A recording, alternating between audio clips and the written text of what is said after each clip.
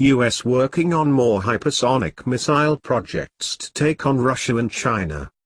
Earlier this year, the US Air Force announced that it was in a race with Russia and China to develop new hypersonic missile systems, with the Pentagon saying it would use President Trump's new Space Force to try to counter Russian and Chinese advances hypersonic missile. The US expects to test at least 2 hypersonic missiles by the end of 2019. Pentagon hypersonic missile-related projects which have already been publicly acknowledged. The US is also working on at least 2 more similar programs, and they are shrouded in mystery, anonymous officials have told Aviation Week magazine. The precise nature of the new weapons is unknown, although the outlet discovered that they are represented by the acronyms HACM and HCCW. These clues were found on the LinkedIn profile of one Mr. Greg Sullivan, an engineer with knowledge of every one of the Defense Department's other publicly revealed hypersonic programs. According to the magazine, the HACM and HCCW acronyms disappeared from Sullivan's LinkedIn page soon after it had contacted the Air Force for more information. The Air Force did not acknowledge the existence of any programmed with those names.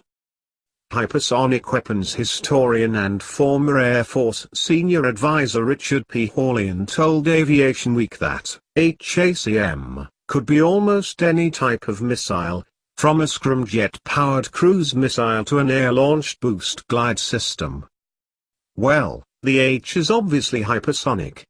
The rest suggests a mix of A for advanced or air-breathing or air-launched, C for conventional or capability or concept, M for missile, Dr. Hawley explained. For his part, Justin Bronk, a research fellow at the Royal United Services Institute, a UK-based defence think tank, said, HCCW could stand for Hypersonic Counter-Cruise Weapon, which would support his theory about the US's gap in developing an intercept capability to counter Russian and Chinese hypersonic capabilities. Bronk's logic follows from the fact that the US acknowledged programs already include a variety of air, sea and ground-launched systems, among them 2 types of boost glide systems and a scramjet-powered cruise missile. The programs cover the gamut of strike options, from tactical and conventional to strategic. Each of the projects features a lavish budget and is contracted out to major U.S. aerospace companies, including Lockheed and Raytheon. The Pentagon is projected to spend over $10.5 billion on the research efforts between 2020 and 2024, with only $7.95 billion of that accounted for with the 7 other projects. Earlier this year, U.S. Strategic Command Chief General John Hyten told the Senate Armed Services Committee that his command would have problems containing state-of-the-art Russian hypersonic weaponry in the years to come.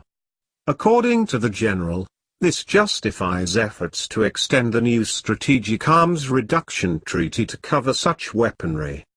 That treaty is set to expire in 2021 unless Russian and US negotiators can agree on its extension. Russian hypersonic capabilities were first revealed by Vladimir Putin in a speech last year, with the systems including air, sea and ground-launched missile systems designed to guarantee a Russian strategic response in the event, regardless of US anti-missile defense systems, and even in the event of a US first strike. Putin previously warned Russia's partners that the US exit from the Anti-Ballistic Missile Treaty in 2002, and Washington's refusal to partner with Moscow on a common European-wide anti-missile shield in the early 2000s, would prompt Russia to build up its own capabilities. Thank you for watching. Please like, share, comment, and subscribe.